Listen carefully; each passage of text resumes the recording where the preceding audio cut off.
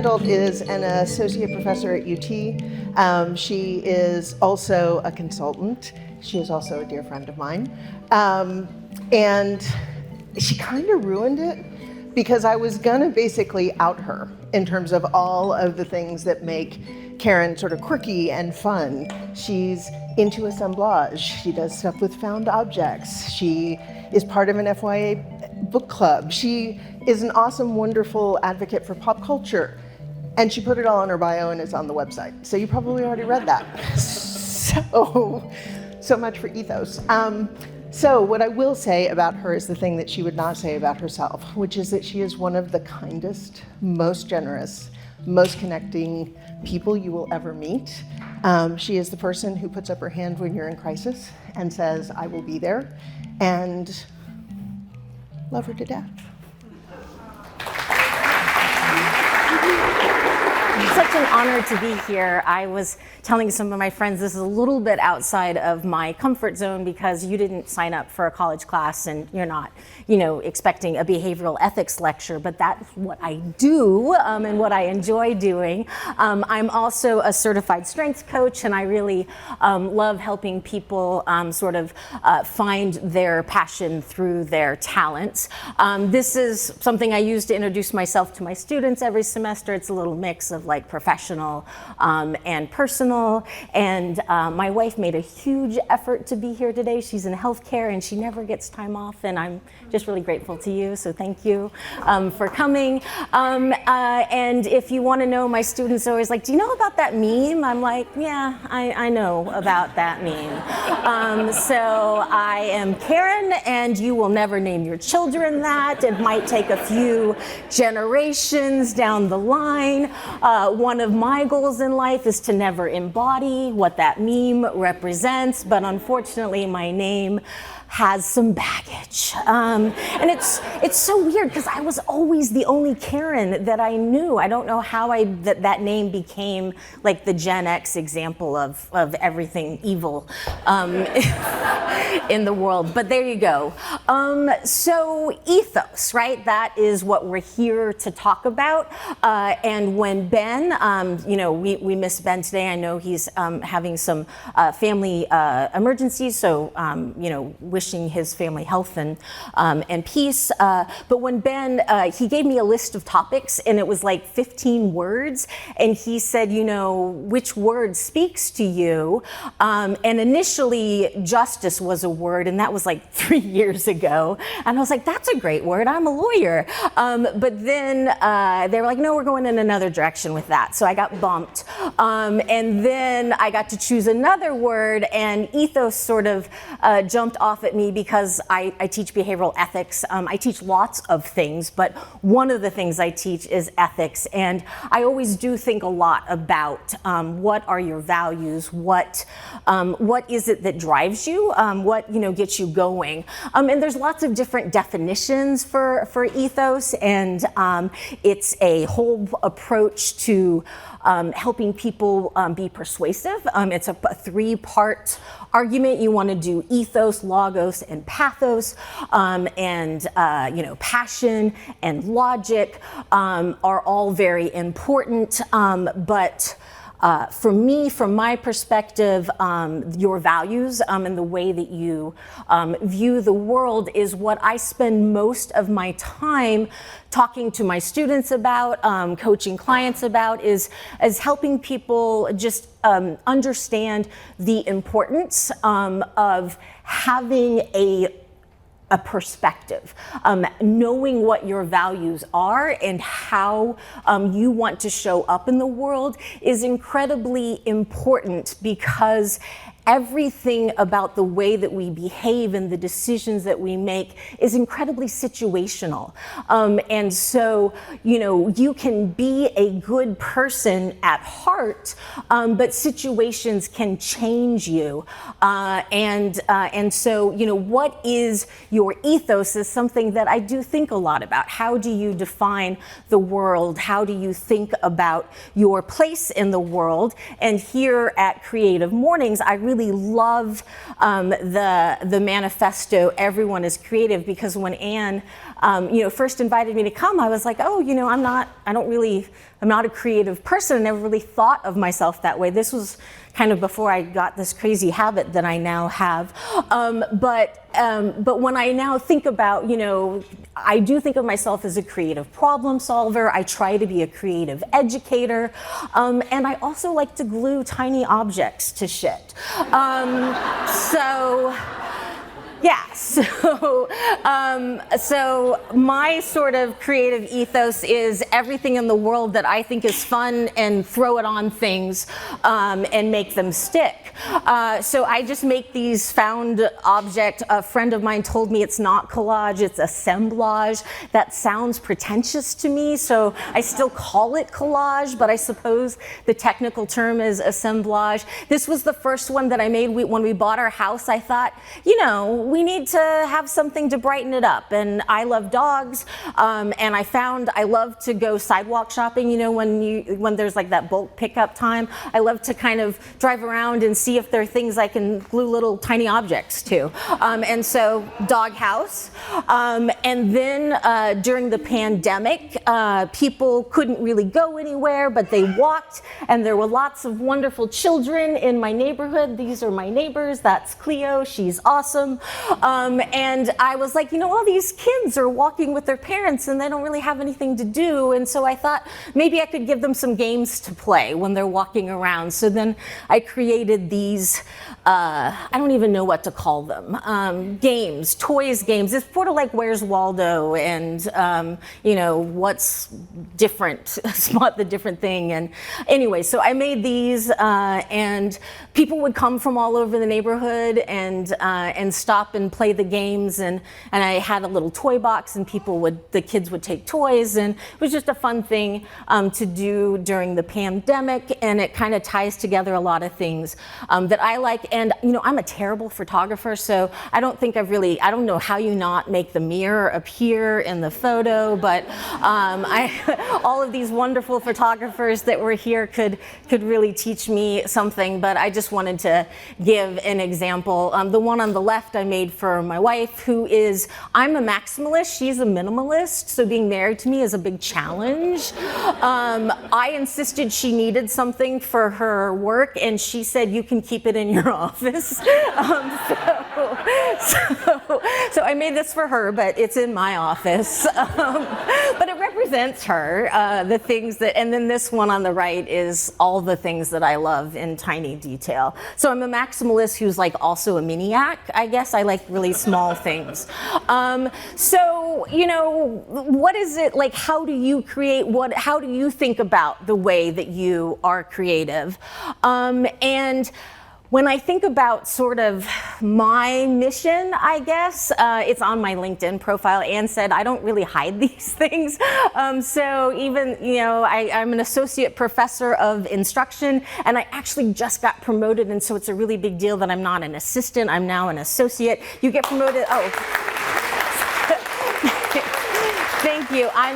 I always used to say, well, I'm just a lecturer. I'm not a researcher. I'm not tenure track. But they still make you go through the whole process, and it takes 8 years to move from one position to the other. So, it still feels like I went up for tenure, even though I don't get it.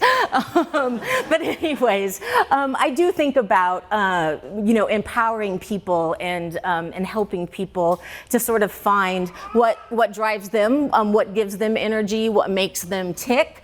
And how do I do that for myself? I don't have like a prescription for other people. I always ask, what is your goals? One of the things when I used to be a director of career services at UT before I started teaching full time, and I would say, I help people find meaningful work, and they define what meaningful is for them, right? I worked at the business school. The MBAs had a little different definition of meaningful work than I did, but that wasn't mine to put, right? Mine was just to help. And then when I took over in natural sciences, they had a different definition. I liked theirs a little better than the MBAs, but it's not my place to judge. how I get there for myself. And one thing, I do give my students assignments, so I actually make them do these things because I'm allowed to. But I ask them, what are your values, right? It's one of the very first things we start with, because if you're going to make ethical decisions, you have to be clear in what your values are, because as I said, everything is situational. Somebody in the morning could make a really good ethical choice, and in the afternoon, somebody could have sprayed some fart spray in the room, and they're running late for the thing that they need to go to, so there's bad smells and there's time pressure, and they do something that is out of character, but very situational, right? So a good person can do a very good thing and a very bad thing in the same day, in the same hour. But the only hope we have for sticking to our best selves, that behavioral approach to ethical decision making, is being clear on our values, understanding sort of what makes us good at what we do, what gives us power, what gives us energy and faith in our abilities, and being clear on that. And you have to have a decision-making model. My students, we always start every day with an ethical dilemma, and they always tell me what they think, and they always have a reaction. And I'm like, but remember, every situation is different. So what you think this morning could change in 2 hours, and it doesn't matter what you thought this morning. It matters what you do in the moment, right? So I'm not a theorist. I don't care about theory. Most of you are probably, if you like theory and ethics, you've probably read more philosophers than I have. I don't read philosophy. Behavioralists care about the actions that people make. And I'm a lawyer by training. I specialize in intellectual property law. So it's not at all in my background to think about theory, but I do care about process.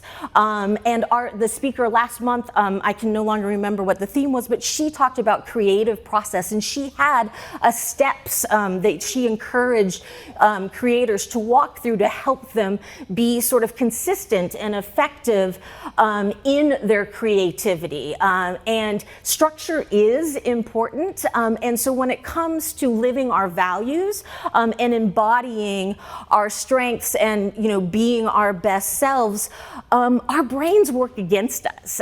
There's Daniel Kahneman is a Nobel Prize winning economist, except for he's actually a psychologist, so I love that he won the Nobel Prize for economics.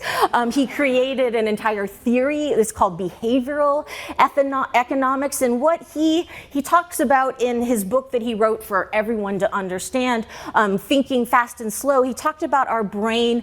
There's two systems. There's system one, which is fast and automatic, and the reason that you can walk and talk and chew gum and think about how late you are and look at your phone all at the same time, right?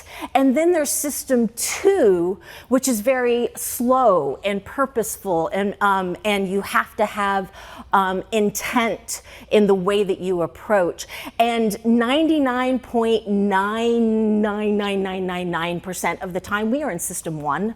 Like, we think of ourselves as these logical, rational, careful, engaging, ethical people. And in reality, system one is in charge all of the time. And so the only way to kind of get out of system one is to slow things down and be intentional. And that's having an ethical decision-making model. And then also having this idea that I haven't already drawn a conclusion about who I am, because it's very important to all of our self-images to think of ourselves as good people. And people in jail think that they're better than the other people that are in jail. The other people are real criminals. They're still a good person. They judge others, but everybody always sees themselves in the best possible light. And the problem with that is that if we think we're good, then we just decide that that's how we're always going to be.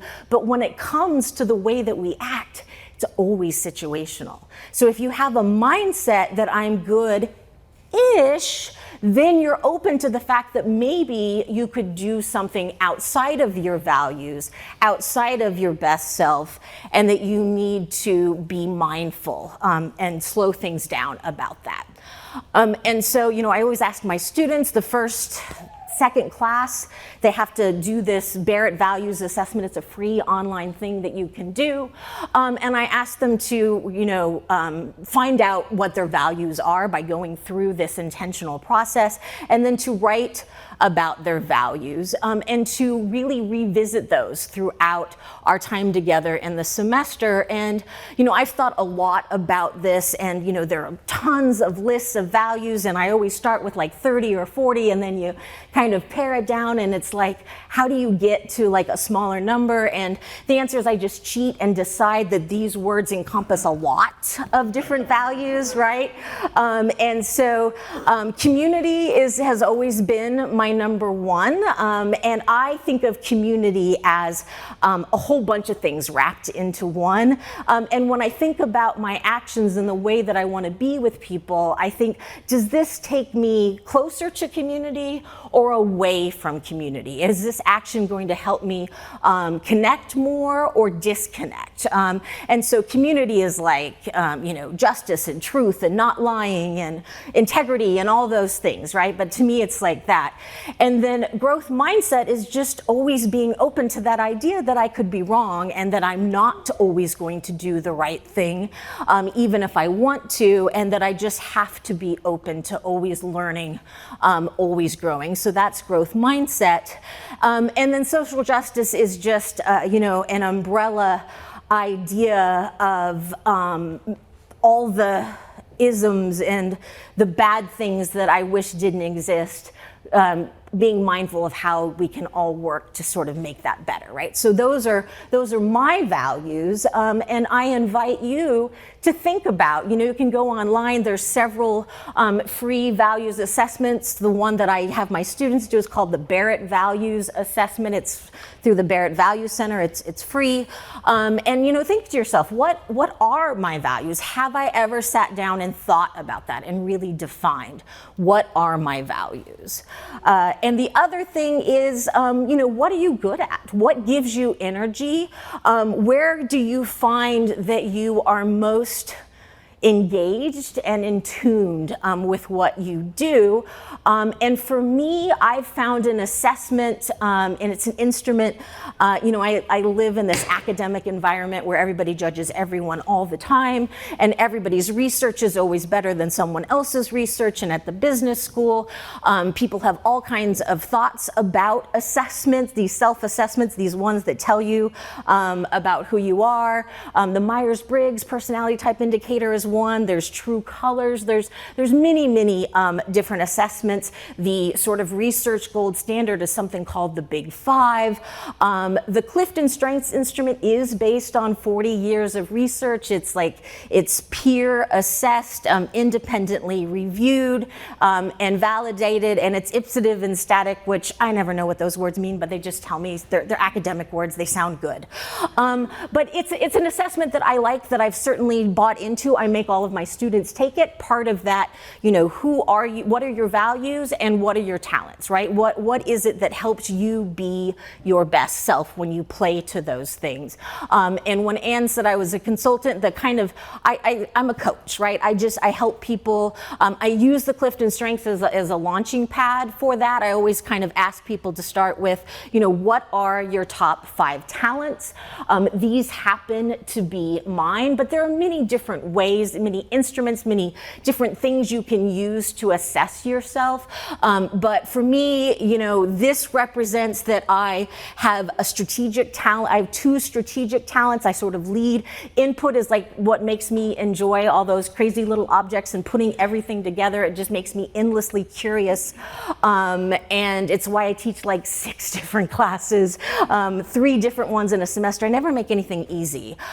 Developer and later, that's like, those are people relationship building talents, and that's really where my community comes from. And developers take pride in helping other people achieve and seeing success in others. And so, my proudest moments are when I had a hand in someone discovering something, just because I recommended a book or asked them a question, and then they reached some kind of new goal, and that just gives me such satisfaction. Activator is what my wife calls my undiagnosed ADD. Activators are people who it's like ready, fire, aim, it's like have a thought, move your feet. And so I think best when I'm moving, so I'm a big challenge for Marty had to come and say, don't walk in front of the projector. I'm like, okay, I have to remember not to walk in front of the projector, but there are people over here and I want to be with people. So that's a challenge, right? I'm trying. Flat classrooms are a challenge because you want to engage with everyone, but I also don't want to make people dizzy. I've been told that you're kind of all over the place, but and learner just means that feeds my growth mindset. So those are my talents, and those are what I think about. And so whenever I have a new opportunity or a new challenge, I always think to myself, how can I use my talents to face that? Or does this play to my talents, or does it take me away from my talents, right? Those are always my questions, my thoughts for myself. But these are some really good questions for your own determination talent. You don't need to take an assessment. You've been yourself your whole life, so you have a good idea of what you like and don't like. But the questions that help you identify your talent is where do you feel drawn? Pay attention to your interest, because your interest will always drive all of your success. When students want to go to medical school or law school and they can major in anything, but they have this very, very intense goal and they're very achievement oriented and they're like, Professor, what should I major in order to be good and get the thing that I want? And they're like, what the admissions committee going to like the best for law school or for medical school or whatever? And I say, what do you like? What are you interested in? Because whatever you're interested in, skills always follow interest. And so when it comes to your talents, what are your yearnings, right? What do you just feel drawn to? I like toys. I like gluing tiny things to wood. I don't know why. I just do. Rapid learning. When is it that you've walked into a situation, a new opportunity, a new scenario, and you were just there? It was like, oh my God, this is it. This is what I was always meant to do, or this is what I always enjoy, or I just want to do more of this, right? When can I do this again? Always a good question. When do you lose track of time, right? That's the idea of flow. It's like you look up and an hour has gone by and you've just been drawing wonderful, beautiful things on a pad and you didn't know that time had passed, right? So that's always a good clue. When do you feel really satisfied with the work that you've done or what you've accomplished and you just feel like, wow, I put myself into this and I see myself in that. And then glimpse of excellence, right? When do you say, wow, there's sort of no limit to what I think I can achieve if I keep doing these things. Hey, Cleo. And so those are kind of the 5 clues to where you have talent, and what your talents are. When you experience those things, that's when you can kind of say, oh yeah, that's a talent. How many of you have a favorite unconscious bias? A few of you? Yeah, I know, it's very popular.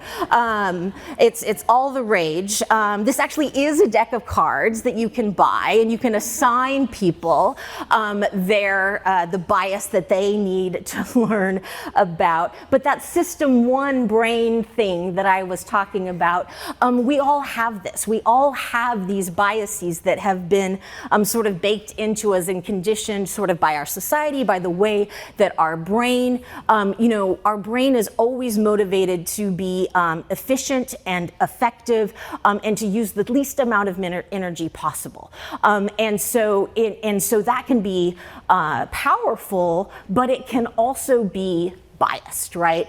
And so I spend a semester teaching my students. There are like over 100 identified, research validated unconscious biases that we all have. And these are three of my favorite.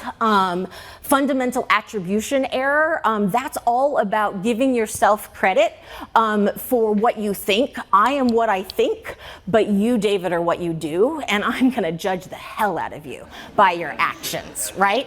And even situationally, right? Even if, like, you know, they've done experiments where they made people write in defense of Fidel Castro, and some people had to write an essay in favor of his dictatorship, and some people were assigned to write against his dictatorship. It was an assignment, and the people who read the essays knew that it was an assignment, that it wasn't necessarily reflecting the opinions of the people who wrote it. They were engaging in an academic exercise, a thought experiment. And yet, when they read the essay that went against their personal viewpoint, like maybe they thought Castro was great, and so then, yay, I loved that essay in support of him, or maybe they thought he was terrible, and yay, I love the essay against him. But whatever their viewpoint was, they judged the people who wrote the essay. Like, that's a bad person because they disagree with me, or that's a good person because they agree with me. And yet the people weren't actually expressing their real thoughts, and it was an assignment, and the people knew it, and yet they still judged them. So fundamental attribution error is, I am what I think. I am all of my thoughts and intentions and all of the experiences that brought me to this moment, and I will excuse myself for anything, but you are what you do, right? This is my beautiful wife. She didn't do the dishes last night, and I judge her for that. That's not true, she actually did do the dishes. But I judge her for that because it was her night and she didn't do them, right? Tonight is my night to do the dishes, and if I don't do them, it's because I had to get up really early to get ready for this talk, and then I have all these meetings, and then, you know, I haven't done anything fun this week, so I really want to watch a show and relax, and so I don't do the dishes, and that's okay, because I know that I'm a good person and I meant to do the dishes, but I have all these other things. But she didn't do them last night, and that's bad, right? Fundamental attribution error is, I am what I think, you are what you do. And so, you know, these biases, it's important to know that they exist so that we can then do the next most important thing, which is have an ethical decision-making model to help us get out of system one, to help us get away from our ethical, implicit bias, our unconscious bias, and be a little bit more intentional in the way that we think about things. This is a model, it's just a 5-step process, just an easy 5-step process, right? Just memorize that and use it everywhere. I actually do have it written down. And you can't do this all the time, of course you can't. But there is one thing that you can always do, and it's called the social media test. It used to be called the Wall Street Journal test or the newspaper test. But the question you can always ask yourself is, if everybody in the world that I have ever met, ever cared about, ever engaged with, finds out tomorrow what I've done today, can I justify that, right? Can I hold my head up high and say, I did the best that I could in the situation, and what would you have done if you were me, right? I'm gonna trip over this at some point. Anyway, so, have a model that helps you stay within your values, right? You have to slow things down. And then also embracing, and this is based on this researcher, Jolly Chug out of New York University, this mindset. Having a growth mindset is very positive, and also this mindset that I am a good-ish person, right? Not drawing a conclusion that I'm good, and so everything I do is good, and good plus good plus good equals good, because it doesn't work that way. So just having this idea that, oh, maybe a situation could change the way I think about something. And if I am a good-ish person who could do wrong and needs to be open to that possibility, then I keep my mind open, right? So that is an important mindset to adopt. And I know you didn't sign up for an ethics lecture, but I'm sharing my ethos with you. These are things I care about. This is how I like to live, how I try to live my life, how I try to encourage my students to live their lives. And the other thing, when I got promoted, I had to put my whole teaching philosophy, I had to write a document and put it all together. And so when I think about, my commitment as an educator, is that I think about my most important commitments are community involvement and selfless service. And so I make my students do service projects. Like, they don't know they're signing up for an academic service learning course, but as soon as they get in, I'm like, surprise, you get to find a community partner and work together to do something good for an organization that has a mission. So if you need a project, come see me. I'm always looking for projects and organization. But so this is kind of my ethos, right? I had to spend a lot of time thinking about it. I had to write it down. I had to get judged by 18 layers of people at the university to then say, okay, we'll let you keep teaching. And so, my idea is I'm zealous about making courses real and relatable for students, integrating service projects, experiential learning, and popular culture into my lessons, right? That's how I teach. That's how I want people to learn. That's how I think I can best set students up for success after leaving my classroom. And then, if you can narrow it down, and if you ask me to recite this after the talk, I'm not going to be able to do it. But I did think a really long time about how to put this into one sentence. And so I embrace strengths-based leadership and integrate play, experiential learning, and service into my teaching practice, right?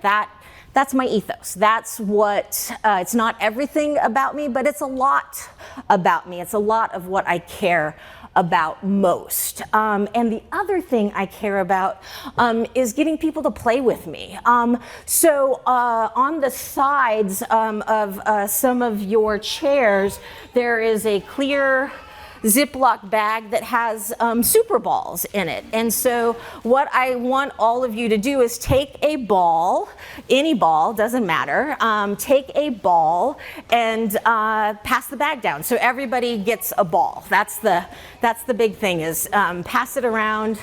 There are no cheap seats here, so pass them in the back as well. Everybody just grab a ball, pass it around, keep passing.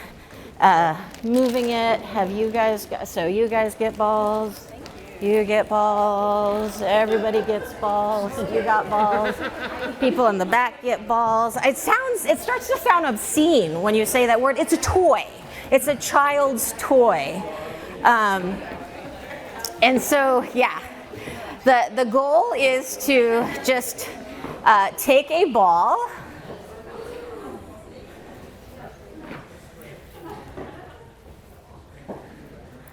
should have done that. All right. Has everybody had an opportunity? Everyone has a ball. Wonderful. Okay, and so this is a little bit hard to do in the current seating arrangement, so you can improvise. But the goal is for you to find a friend and bounce the ball back and forth with your friend. Or if you feel more comfortable, just stand up and bounce the ball yourself. But everybody has to stand up and make the ball work. Stand up, bounce the ball, try and do it back and forth.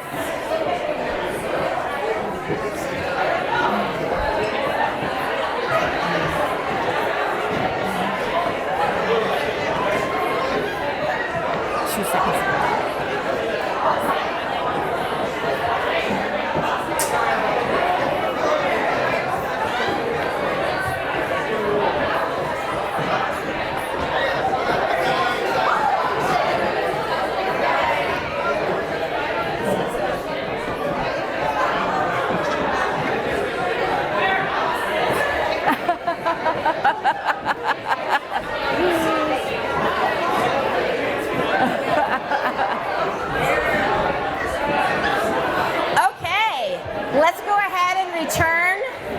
return to our seats. If you can hear my voice, clap once. If you can hear my voice, clap twice. All right. So, why did I make you do that? Number one, it's fun. I like watching people chase after their balls. It makes me laugh. It gets you outside of your comfort zone, and it gets you in touch with something sort of fundamental. There's a great documentary called How the Ball Taught the World to Play, and there's just something elemental about the ball. It's so simple and so fun. And when you started bouncing it, who was afraid that their ball would not bounce back after it hit the ground? A few of you. But in general, the ball does bounce. Maybe not as high as you want, maybe goes in another direction, but it's still bouncing. It's still functioning.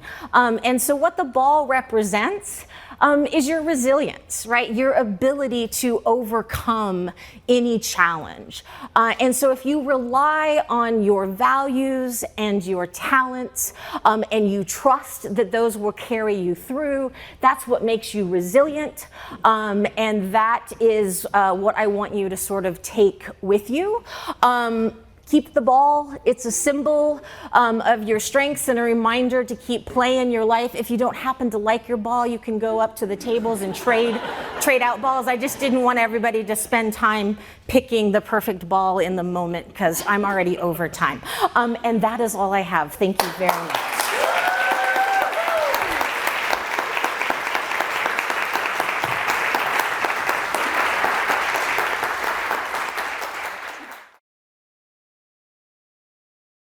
Hey Karen, thanks for sharing with us in terms of who you are. I have a question about this ideology that you talked about, System 1 and System 2 thinking. Can you talk about like personal tactics that you may use to like use System 2 more when you are in System 1 the most? Yeah, that's a very good question, and I think about that a lot because I have a background as a career director and bringing employers to campus, and because I care deeply about diversity, equity, and inclusion, and because I know about unconscious bias, and there's all sorts of research that we think that we're not judgmental, but then we judge clients in really bad ways, and we think the worst part is we think we're being neutral and giving everybody a fair chance, and we're a meritocracy, and really we're not. And the only way to do that is to have a checklist. So in an example that I use, I just hired somebody in my office, and I'm an academic director of a program, which means I need real people with real skills to be doing the real work. And I haven't had anybody in that role, and so I've been trying to run the program and teach. And it's just me, and I was like, I'm biased. I can't trust myself to make the best decision if it's just me. I'm never going to get over my own bias. So I created a checklist, and I invited a group of other people to come in who did related work to be a committee. And we used a structured interview process. So we asked the exact same questions of every candidate, and immediately everybody had to write up. And then like the next day, we would then look at it. So anywhere that you can slow the process down and do a checklist. There's a book called The Checklist Manifesto. It has transformed operating rooms and healthcare in particular. But you got to get into System 2 by making people stop, think, and act. And if you don't do it in that way, then System 1 is in charge, and implicit bias is part of the process. Is that helpful? Yeah. Thank you. Yes. I love how you are this like perfect combination of abstract, you're an attorney, you're a teacher, and then you like gluing shit together, and it's playful and earthy. And I'm just wondering, were you born this way, or was there like or was there a moment that you intentionally kind of brought this together? Because it seems like people tend towards one or the other. Well, so if you embrace the philosophy of strengths, then the idea is your personality is, it kind of gets set once you're prefrontal cortex fully stops developing. So if you take the Clifton Strengths after you're 25, probably don't need to take it again. So on some level, I would say I was born that way, but there are certainly moments in my life where I chose it, right? When my wife and I got married and people were like, what are you gonna do for centerpieces? And they're like, what flowers do you want? And I was like, flowers die, I hate flowers. I was like, I like toys. Let's make gumball machines and put toys on the table. And that was like the first significant event in my life that's usually serious that I made not as serious. And I felt really good about that, and that was empowering. And I just finished law school, and I just started at a big like intellectual property law firm, and I was like this lowly associate and like intimidated by everyone and overwhelmed all the time. But I was like, I want toys at my wedding. And so yeah, so I think I made choices that I felt good about, and then I doubled down on them. And then I've had these things where they make me think about it and write it, and so then I've been much more intentional since then. Thank you. Yes. I just had a question about how you think about both growth mindset and then also following what you're good at and what your passions are. Because I think sometimes if you just follow what you're good at and what you like, then you might not be developing some of the weaknesses on the other side. So that's a really interesting question that I get a lot. This idea of playing to your strengths or trying to improve on your weaknesses. And I will tell you that I just reject getting better at things.